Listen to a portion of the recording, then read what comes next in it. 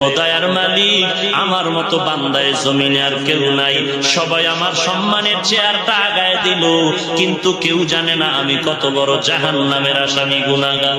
আমি জানি আল্লাহ তুমি জানো, গুনার কারণে আমার হাত দুটো নাপাক, আমার চোখ নাপাক, আমার জিহ্বা নাপাক, আমার অন্তর নাপাক।